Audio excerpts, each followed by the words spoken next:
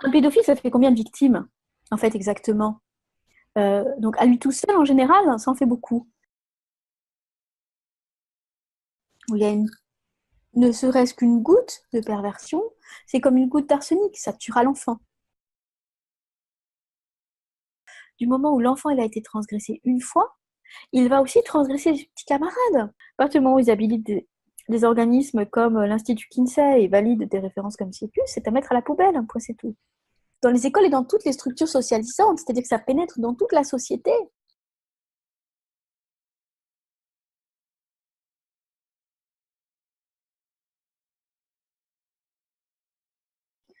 Forcer à faire quelque chose, donc si l'enfant, il n'a rien dit et qu'il ne s'est pas débattu, eh bien c'est qu'il était consentant, puisqu'il n'a pas été forcé à faire quelque chose.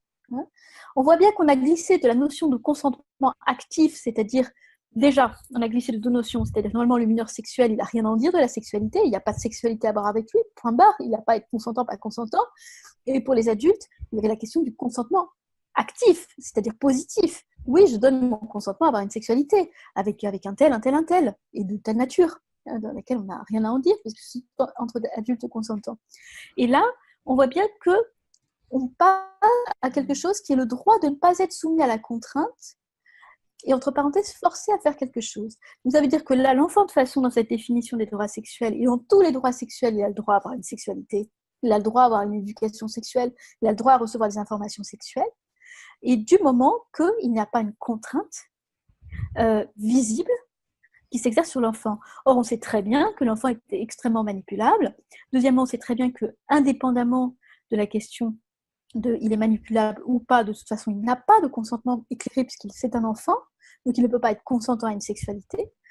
Et on va rajouter que donc tous ces droits sexuels, à chaque fois, dans toutes les analyses que j'ai pu en faire, et encore une fois, je l'ai fait en maintenant 3 langues, anglais, espagnol, français, on est toujours sur si l'enfant ne subit pas de violence avérée, en gros, c'est OK pour qu'il ait une sexualité, et avec n'importe qui. Et on va rajouter donc dans cette phrase de ne pas être soumise à la contrainte, à la discrimination, entre parenthèses, liée à son sexe ou son orientation sexuelle, par exemple. Alors, l'orientation sexuelle, eh bien, la pédophilie, pour beaucoup de, entre guillemets, spécialistes sexologues, c'est une orientation sexuelle. Donc, parce qu'il y a des gens aussi qui vous disent, moi j'ai entendu ça, ouais, mais alors attendez, qui c'est qui va appliquer ça? Tout le monde n'est pas pédophile. Un pédophile, ça fait combien de victimes, en fait, exactement? Donc, à lui tout seul, en général, ça en fait beaucoup. Donc, si il est autorisé par le système et qu'à côté, on a plein de gens qui disent rien, ça fait combien de victimes?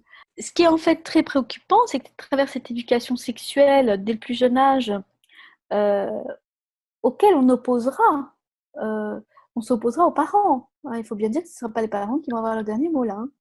Ce qui est très préoccupant, c'est qu'en fait, on incite le, le, le, on incite le peuple à banaliser, en fait, sous couvert scientifique, la pédophilie. Voilà, donc l'idée, c'est que l'enfant, il aurait une sexualité déjà, première idée, et on va voir d'où ça vient, et qui l'a promu, certainement pas les psys, et un consentement propre. Voilà. Donc tout ça, ça crée deux mouvements, hein, évidemment. Un mouvement pro-pédophile qui vient attaquer tous les travaux scientifiques sur la mémoire traumatique et sur les traumas infantiles, hein, niant que les abus sexuels infantiles et les viols infantiles puissent avoir des conséquences extrêmement graves sur le développement psychique de l'enfant et du futur adulte. Et je voudrais dire que moi, je suis extrêmement préoccupée qu'il y ait si peu de psy à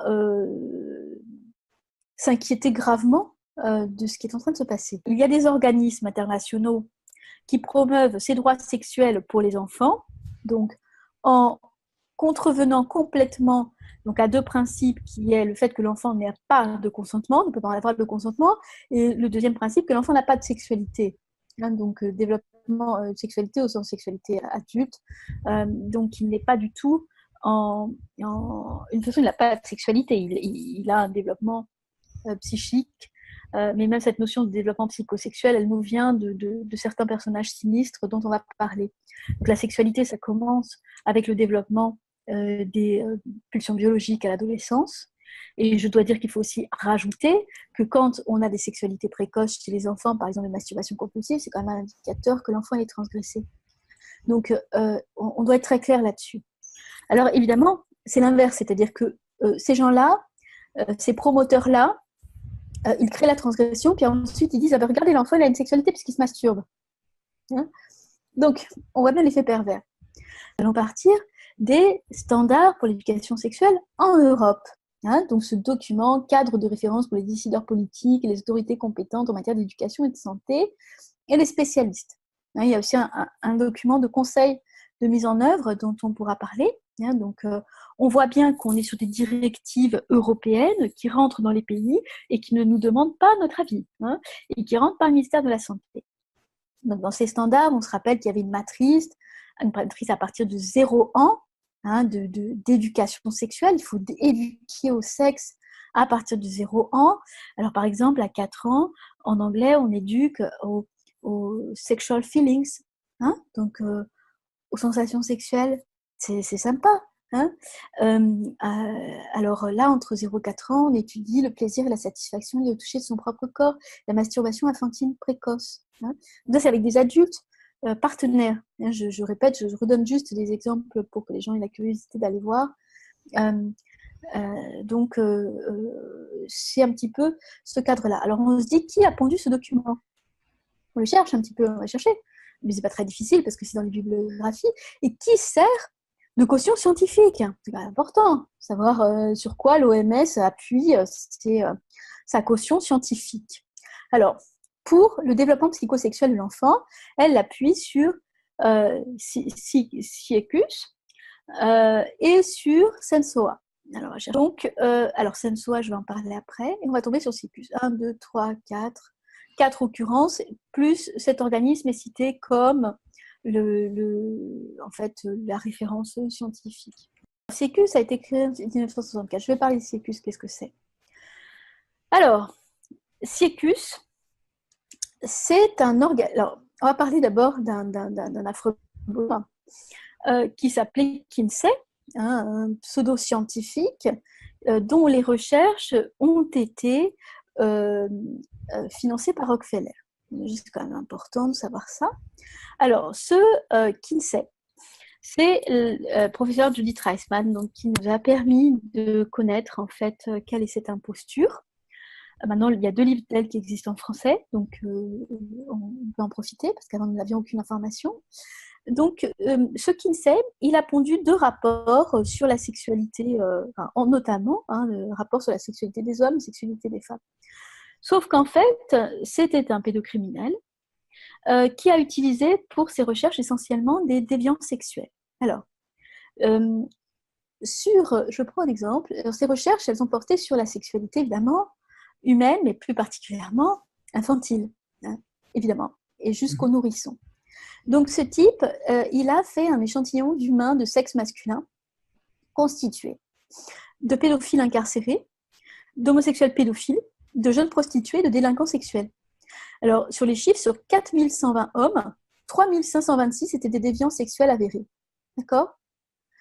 Dont 1600 des psychopathes. Voilà la scientificité de ce type pour nous expliquer ce que c'est que la sexualité humaine. Donc, on voit bien que déjà, à la base, pour nous expliquer comment fonctionne la sexualité de la société américaine, il y a quand même un problème dans le choix d'échantillons. Tout le monde peut le comprendre. Il n'y a pas besoin d'avoir fait Polytechnique pour comprendre ça. Et ça a été dénoncé par plusieurs professeurs d'université. D'accord. Il a fait une généralisation indue de ses résultats et ça a même été admis par l'un de ses co-auteurs, Paul Gebhardt. D'accord. Donc même les types avec qui il travaillait ont admis que les résultats étaient trafiqués. Contact particulier, en fait, Kinsey, il avait créé toute une équipe de pédophiles qui faisaient des recherches, soi-disant scientifiques, donc par exemple des grands-pères qui abusaient de leurs petites filles, qui faisaient des recherches et qui envoyaient leurs résultats projectifs de pédophiles ou de pédocriminels à Kinsey. Et dans ces tarés, il y avait un nazi, Baluzek, dont tout le monde savait qu'il était extrêmement un pédophile extrêmement actif dans la Pologne occupée, un officier nazi extrêmement gradé, d'accord. Je vous ai parlé du docteur Pomeroy, le fameux Pomeroy qui est un de ses collaborateurs qui prenait la zoophilie. Donc, lui, c'est un des employés de l'organisation CIECUS, d'accord, qui a pour but d'enseigner la sexualité aux enfants. Ce docteur Pomeroy, donc en 1980, donc ancien collaborateur du Kinsey, témoigne en faveur d'un pornographe au cours d'une affaire judiciaire. Il reconnaît qu'il a recherché des fonds de la part de la pornographie pour produire sa propre pornographie impliquant des enfants. D'accord ? Voilà l'organisme CIECUS, dont on nous parle, qui sert de référence scientifique, une caution scientifique dans les standards. On va voir l'Institut Kinsey qui maintenant est habilité à l'ONU, justement pour les questions de santé sexuelle, de genre et de reproduction. Et de Kinsey va partir le fameux CIECUS, qui est donc dans la bibliographie des standards. Voilà. Alors, il faut quand même savoir que le CIECUS a été catégorisé par le Time Magazine qu'on ne peut pas non plus accusé d'être complotiste. Dans le numéro du 14 avril 1980, il a été accusé de faire partie d'un lobby universitaire pro-inceste menant une campagne pour ébranler le tabou de l'inceste. On dit bien que CIECUS est pro-inceste. Et en 1991, donc le fameux CIECUS lance sa série de directives pour l'éducation sexuelle complète en indiquant bien que seuls des enseignants formés par des partisans de Kinsey seraient autorisés à entrer dans les salles de classe américaines.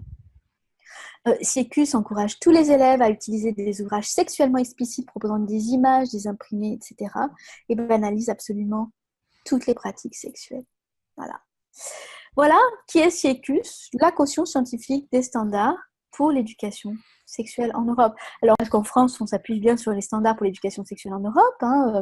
Alors, il y a quand même toute une population qui se contient encore dans le déni, mais il faut bien savoir que ce n'est pas forcément les enseignants les enseignants de l'éducation nationale qui vont enseigner ça, puisque ça provient du ministère de la Santé, qui est en partenariat avec le ministère de l'Éducation nationale. Donc, ça veut dire que le ministère de la Santé rentre comme il veut dans les écoles. Alors, j'ai eu des échos, ça peut être par des infirmières, ça peut être par des formateurs à l'éducation sexuelle, puisque c'est un nouveau métier. Il y a même une association des formateurs à l'éducation sexuelle. Et on m'a fait aussi un témoignage que sur le DU portant sur la lutte contre les discriminations hommes-femmes, on citait bien Kinsey.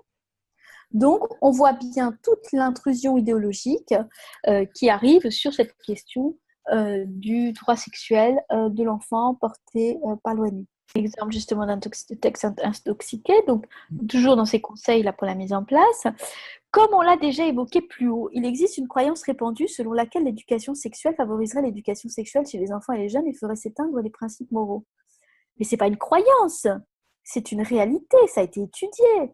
Je veux dire, il y a plusieurs psys de l'enfance qui l'ont étudié de façon scientifique. Alors, ils ne répondent pas à ça. Ils ne répondent pas, ils disent c'est une croyance. C'est pourquoi il faut accompagner tout ça avec les fondements objectifs et contenus qui sont couverts par les standards, tandis que les principes directeurs UNESCO, déjà mentionnés, font la synthèse de la quasi-totalité des études d'évaluation d'impact récentes. Études donc faites par les organismes que je t'ai cités. Donc juge et partie, pas de psy de l'enfant, pas de scientifique, enfin voilà, de la scientificité à la Kinsey. Et c'est très très pervers parce que en fait, dans ces fameux droits sexuels, éducation sexuelle, on va toujours vous amener des idéaux, etc.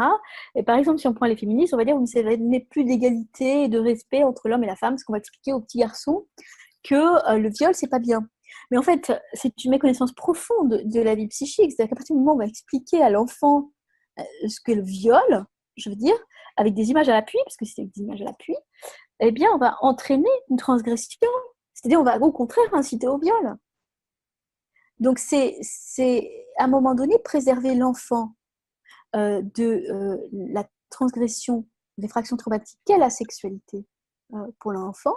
Eh bien, c'est par les préventions, bien sûr, mais ce n'est pas exposer la sexualité adulte. Donc là, on va par exemple attraper les féministes comme ça. On va attraper les homosexuels en disant « Ah, mais c'est pour la lutte contre les discriminations ». Donc, il précise bien que les gens soient au courant. École maternelle, jardin d'enfants et garderie.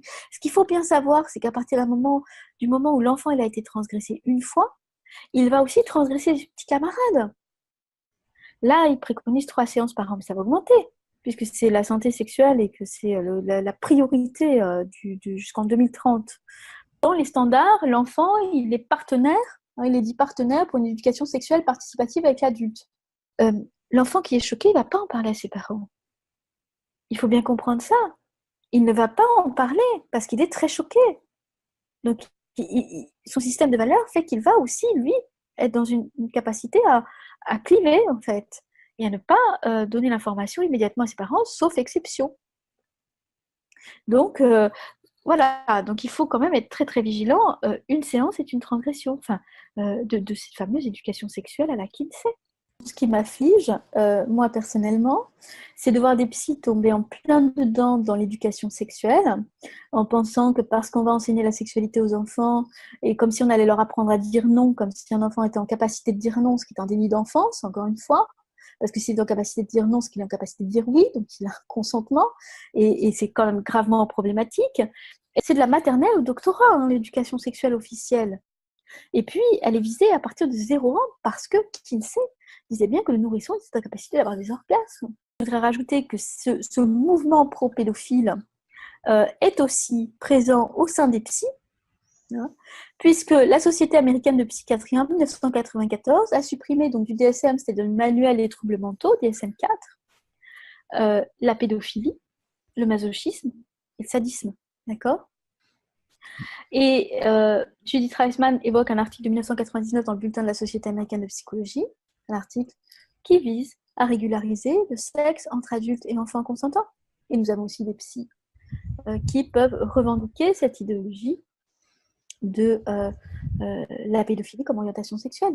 Et évidemment, un des grands financeurs de ces droits sexuels, du planning familial, c'est Bill Gates. Alors, je crois important de faire un petit aparté là-dessus. Le planning familial international a été créé par Margaret Sanger, d'accord, qui a soutenu la fondation Rockefeller avec enthousiasme pour ses recherches sa promotion des recherches sur l'eugénisme, qui visait à encourager les efforts reproductifs d'individus considérés comme ayant de bons gènes, tout en empêchant la reproduction des indésirables. On va voir pourquoi ça a un rapport avec les droits sexuels. D'accord. Alors, cette Margaret Sanger, il y avait au board du planning familial dans sa création le papa de Bill Gates, d'accord. Et aujourd'hui, nous retrouvons, c'est pas un scoop, tout le monde peut trouver sur Internet, un Bill Gates qui nous explique que nous sommes bien trop nombreux sur la planète et qu'il va falloir quand même faire quelque chose. Bon, lui, il a des pistes avec les vaccins, mais bon, voilà. Et nous avons aussi dans la promotion de ces droits sexuels l'UNESCO. Et l'UNESCO, le premier directeur de l'UNESCO, c'était le frère d'Huxley, d'accord ? Le fameux Huxley qui nous a écrit Le meilleur des mondes, dans lequel tous les enfants ont accès à des cours de sexe dès la naissance. De toute façon, ils ne naissent plus d'un homme et d'une femme, ils naissent dans des bébés, dans des trucs éprouvettes. Et puis, ils ont tous du sexe sans attache. La famille, c'est un gros mot. L'amour, c'est un gros mot. Hein. Donc, on est dans cette ramification de réseaux, d'idéologues qui s'infiltrent un peu partout. Comme on a vu pour, par exemple, la question des faux souvenirs qui vise à nier totalement la parole de l'enfant et sa mémoire traumatique.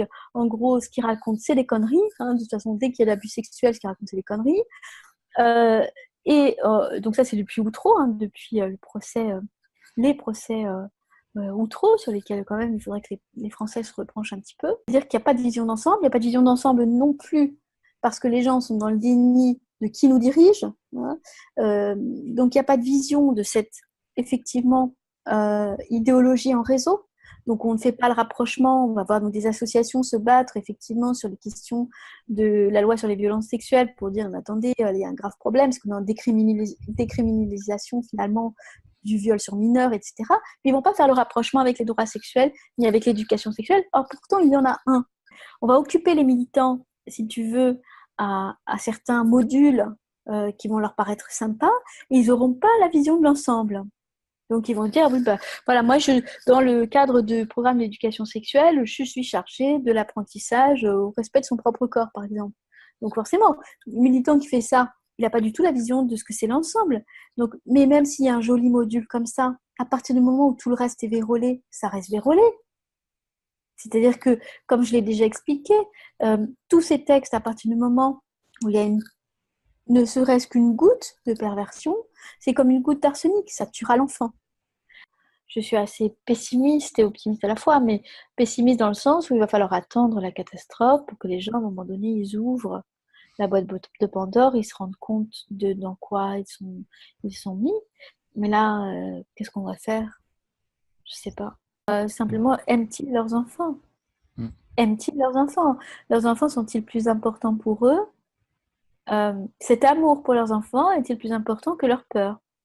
Qu'est-ce que je veux dire par là? Je veux dire que ce déni sur la question de la sexualité, de la transgression sexuelle infantile, il vient tout simplement de l'ampleur existante des abus sexuels infantiles qui fait que soit on en a été victime, soit on en a été témoin, et ça a entraîné un déni pour pouvoir se protéger.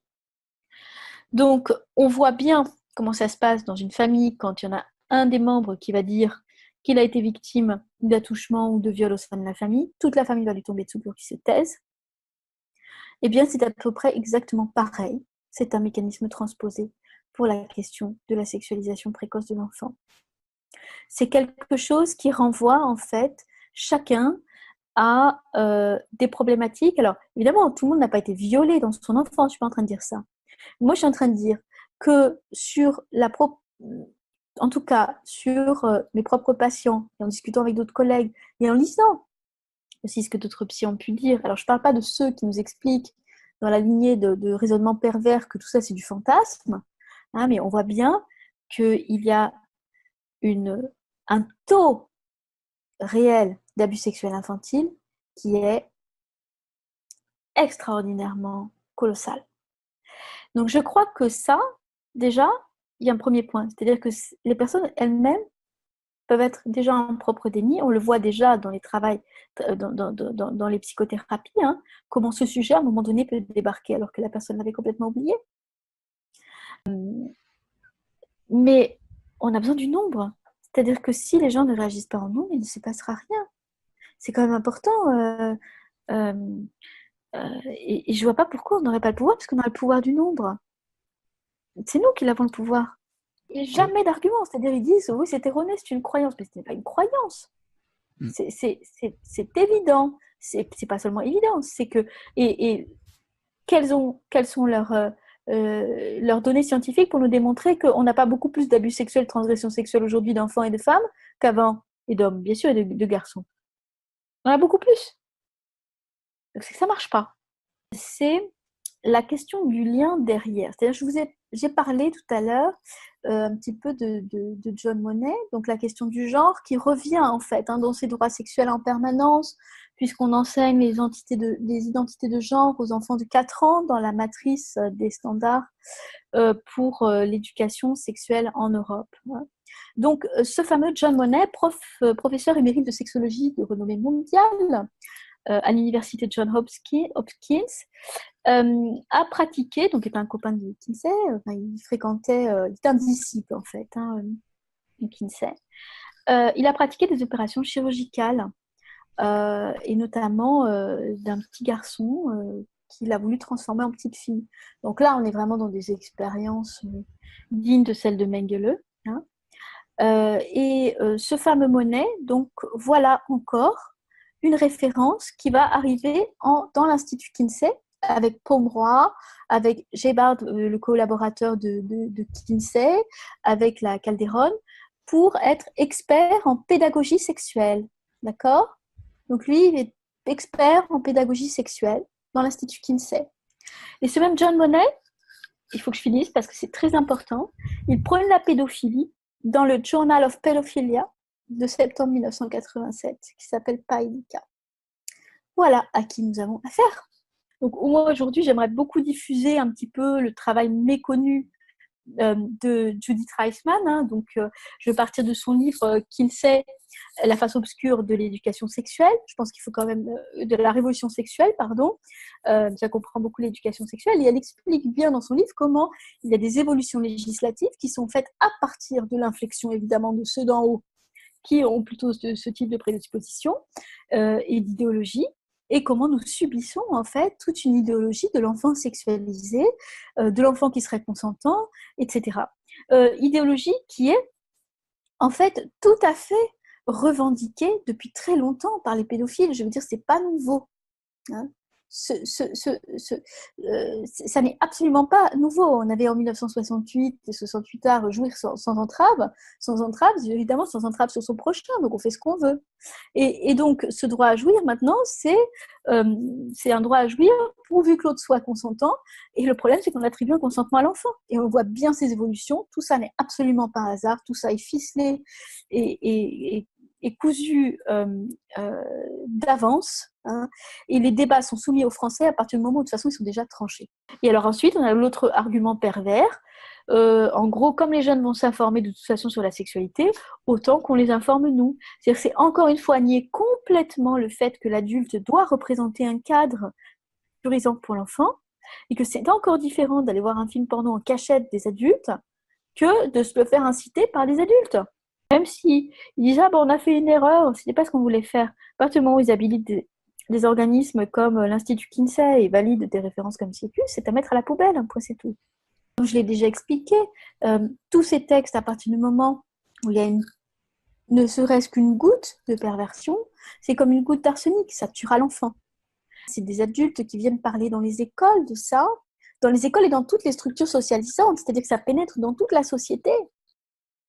Et cet Aldous Huxley, il est aussi avec des thèses eugénistes. Alors évidemment, c'est un eugénisme positif, ou certains diraient un eugénisme de gauche, alors ça passe mieux.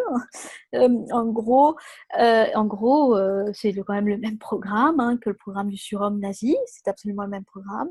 C'est-à-dire qu'on va contrôler les naissances et la procréation pour stériliser en même temps ceux qui ont des mauvais gènes et autoriser seulement une partie de la population à avoir des enfants. Et évidemment, vous imaginez que ce n'est pas forcément nous qui allons être autorisés à avoir des enfants. Kinsey, dont je vais parler, et Huxley, donc le frère de celui qui a écrit Le meilleur des mondes, et qui va être à la tête de l'UNESCO, tous ces organismes promouvant les droits sexuels. Kinsey était partisan de stériliser à minima 10% de la population de niveau social inférieur, une sorte d'hygiène raciale et sociale. Alors, là-dedans, on a, après on parlera de l'instrumentalisation de tout le monde par rapport à ça, mais c'est important de voir ce qu'il y a derrière.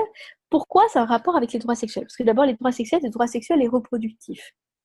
Donc en clair, il faut entendre qu'à la fois, on va sexualiser l'intégralité des enfants, ce qui va complètement les détraquer hein, sur le plan psychique, les traumatiser, et faire en sorte que ne soit plus du tout en capacité de se développer correctement. Ça, c'est un point. Mais en même temps, on va promouvoir à l'intérieur de ça les opérations de chirurgie transgenre sur les enfants. Et en même temps, on va promouvoir le droit pour quiconque d'avoir des enfants. Alors on se dit, super, c'est vachement bien. Mais on va voir ce que ça cache. Donc, il est bien évident qu'à partir du moment où vous avez subi une mutilation au niveau de votre sexe, vous n'avez plus la capacité de vous reproduire naturellement. Il faut quand même le dire. Il va falloir passer par des artifices chirurgicaux et techniques. Ensuite, la question donc du droit à l'enfant pour tous. À un moment dans la déclaration des droits sexuels, quand je l'analyse, je montre bien que finalement un petit garçon transformé en fille a le droit d'avoir, selon la déclaration des droits sexuels, il n'y a aucune limite qui est posée à ça, des enfants avec sa maman transformée en garçon. Hein. En fait, l'enfant devient un marché.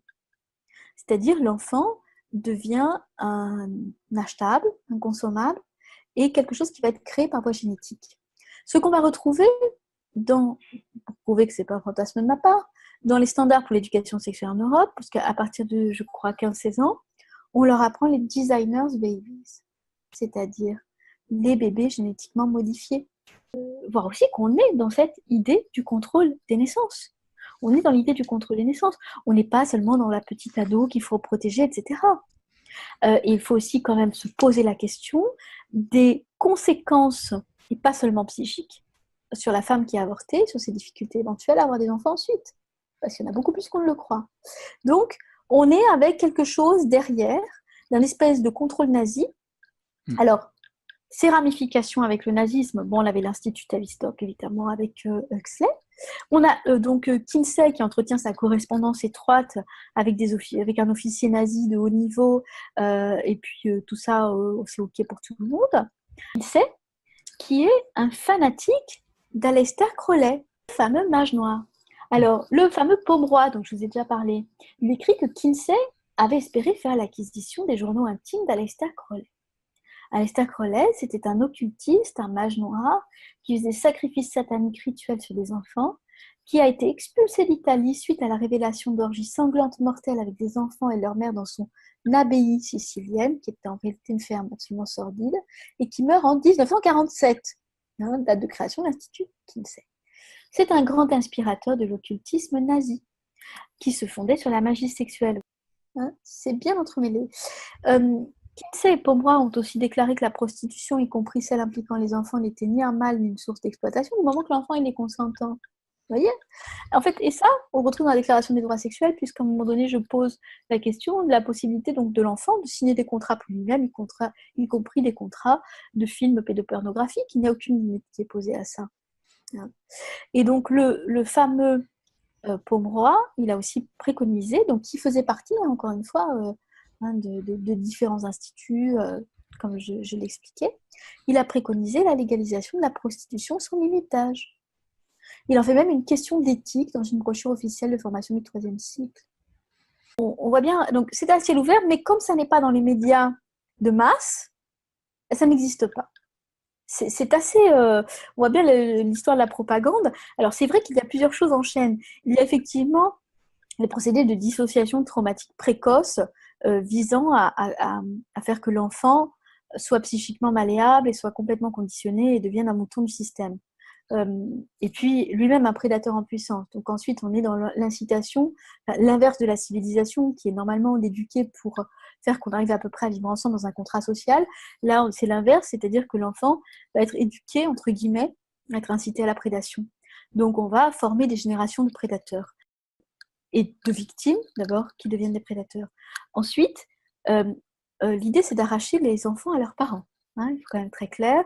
L'éducation sexuelle obligatoire, je l'ai déjà dit, ça contredit les déclarations des droits de l'homme, ça ne gêne personne.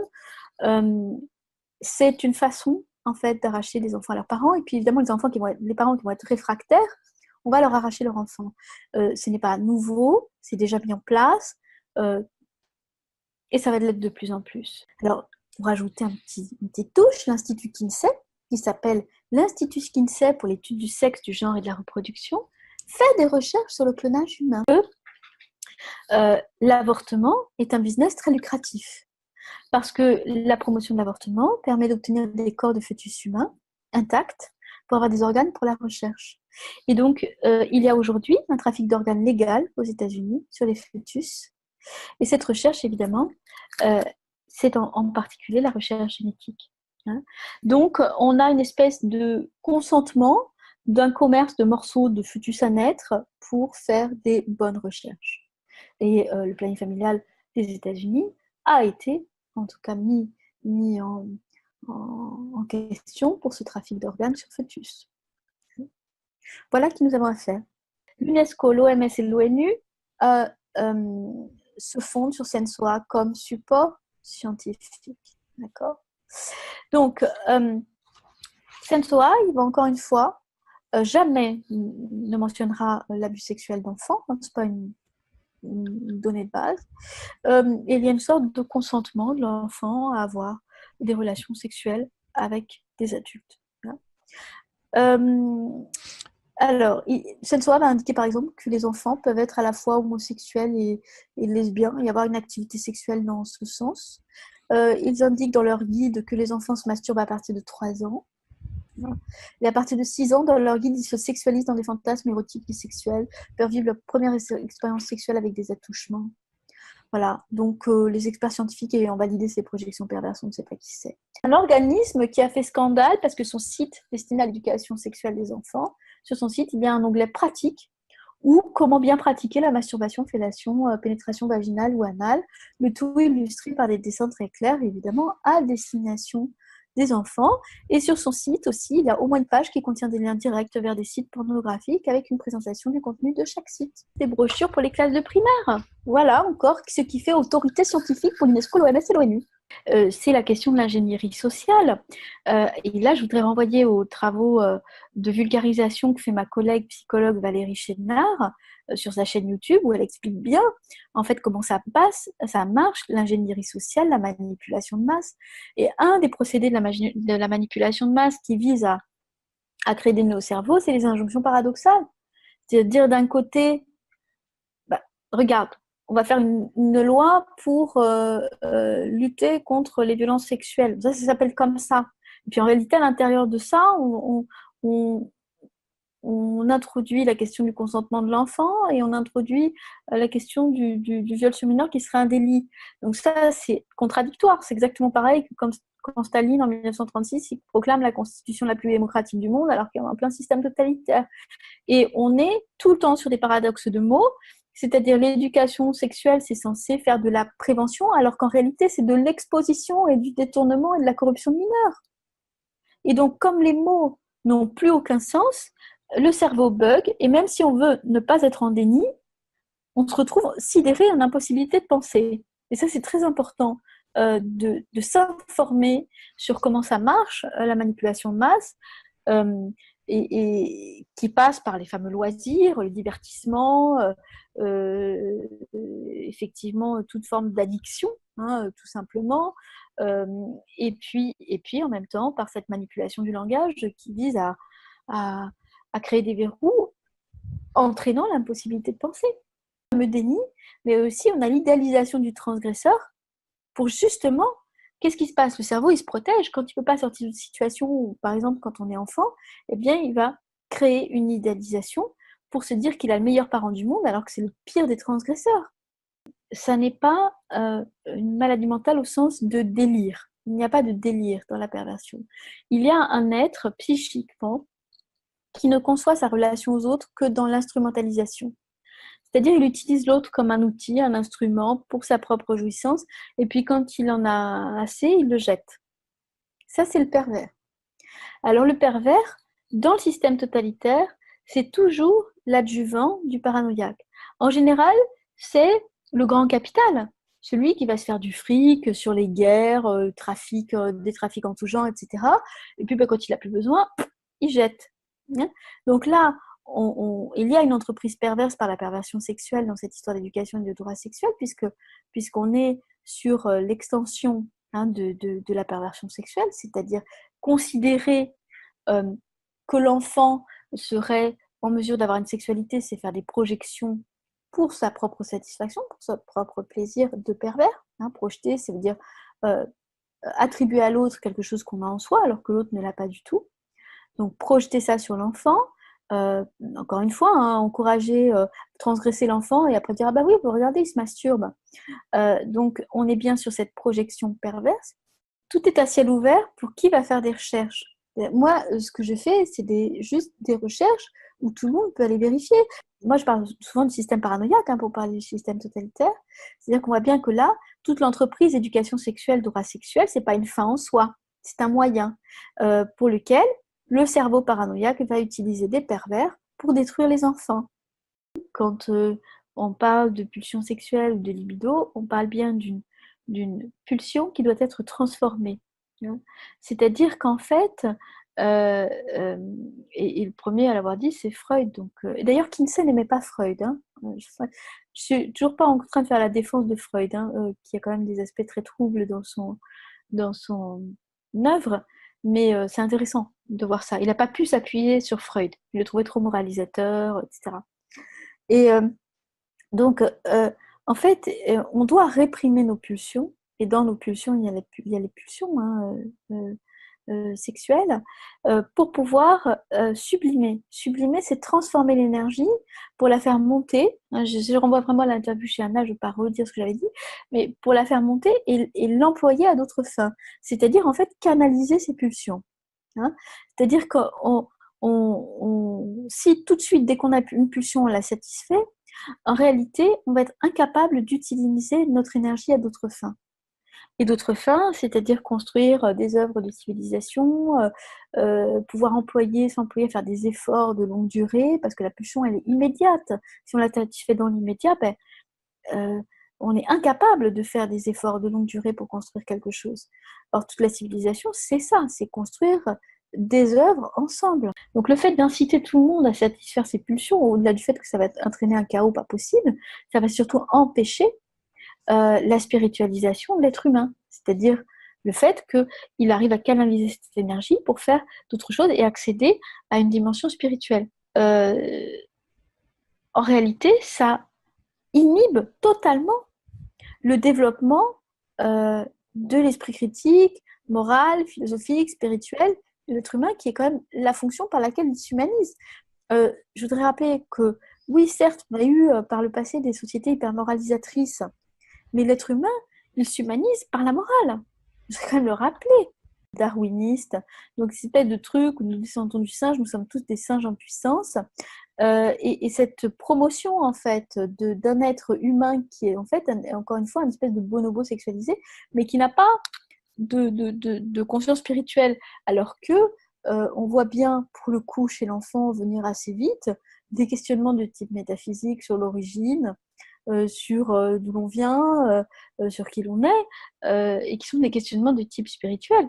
Et pour le coup, avant la sexualité, si on n'a pas encouragé la sexualité, bien sûr. Est-ce qu'on a un être spirituel ou est-ce qu'on est un être, c'est-à-dire un être d'esprit, ou est-ce qu'on est un être limité à nos parties génitales, avec une sexualité bouchage de trous qui n'est plus du tout une sexualité de rencontre. L'autodafé, il vient par la réduction du vocabulaire, par la réduction de l'enseignement de la grammaire, par l'absence d'enseignement du latin et du grec. Eh bien, il est déjà là.